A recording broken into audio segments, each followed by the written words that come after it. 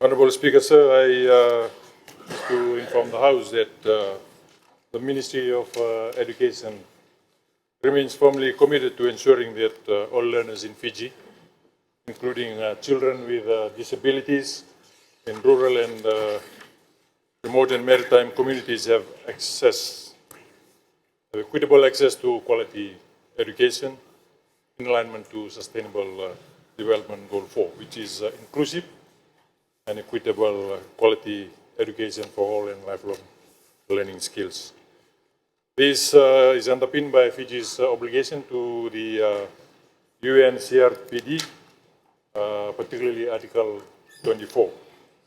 The Ministry of Education has a special and inclusive education policy, and it's recognizing that disability does not reside in the child, but in the barriers within our environment system, attitudes and practices. Our responsibility as a Ministry of Education, therefore, is to remove those barriers and provide reasonable accommodation and appropriate support so every learner can reach their full potential. The Ministry of Education has a dedicated unit, which is the Special Inclusive Unit, which has a responsibility to conduct special education services nationwide, allocate resources, and monitor the implementation of these resources. Mr. Speaker, sir, the Ministry provides special education grants to special inclusive schools or institutions that offer education services in accordance with the MOE policies and priorities. The SIA grant determined by an equitable formula that is conducted by the SI unit, depending on the level of disability of a child. And there are three categories: the mild ENI, moderate EN2, and extensive needs, which is EN3. That is filled and uploaded on FEMIS by the respective heads of school, which calculate grants for SI students. The baseline is $500 per child plus the disability index. There are at the moment 18 special schools around the country, and they are located within the vicinities of mostly urban towns and cities, and access is usually limited for those students in the outer and rural communities. And the MOE is prioritizing inclusive education in these particular areas, in the local schools, as the Honourable Member is fully aware, to include inclusive education in these schools, expanding services beyond urban schools through district levels, coordination, and the nationwide implementation of the policy. There are 1,253 students currently enrolled in these 18 schools that have the following disabilities, Mr. Speaker, sir: physical impairment, mobility device users, wheelchairs, walkers, and crutches, hearing impairment, fully deaf and partially deaf, visual impairment, low vision, blind, socio-emotional impairment, intellectual impairment, and children with autism. Mr. Speaker, sir, the enrollment for these students with special needs in these 18 schools are open throughout the year, which allows for continuous enrollment and transition.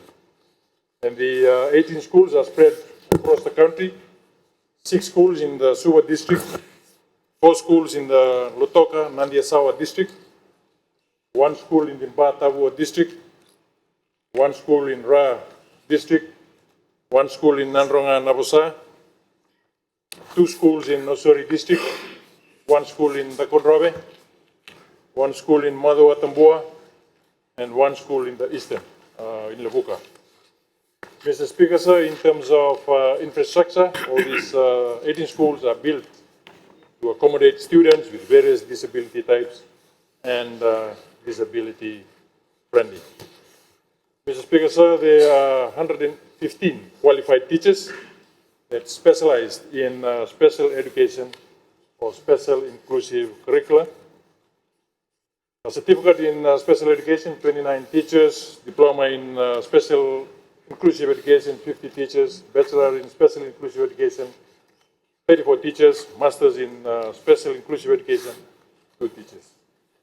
Mr. Speaker, sir, at the heart of inclusive education, recognition of this in 2025, 168 teachers and teacher aides in special inclusive schools were trained in inclusive education practices. And the ministry continues collaboration with the other ministries, the Ministry of Health, the Department of Social Welfare, to support assessments, early intervention, and coordinated learning support.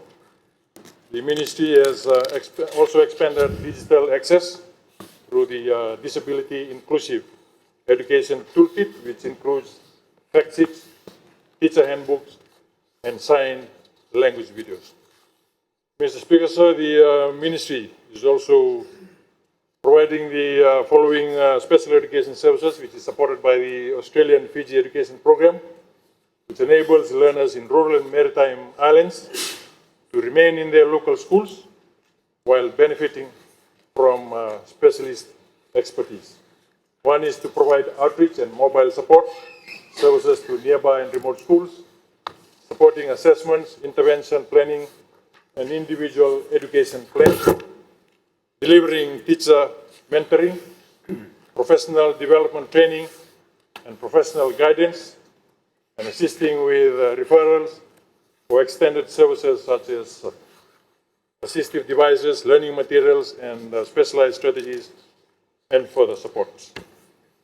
There has been a significant increase in the number of children with disabilities attending school, particularly in mainstream settings, which reflects a growing shift from segregation to inclusion. This growth, Mr. Speaker, sir, has revealed areas where further strengthening of system and capacity is required. Mr. Speaker, sir, some of the key milestones achieved in regards to special inclusive education. In 2023, disability data collected through the student learning profile and verified by the ministry was for the first time automated into the FEMIS, or the Education Management Information System, enabling evidence-based planning and accountability. And in 2024, a total of 2,295 students with disabilities were enrolled across special and inclusive education schools. This increased to 2,517 in 2025 and a further 2,812 in 2026, reflecting improved identification, referral, and reporting mechanism. Thank you, Mr. Speaker.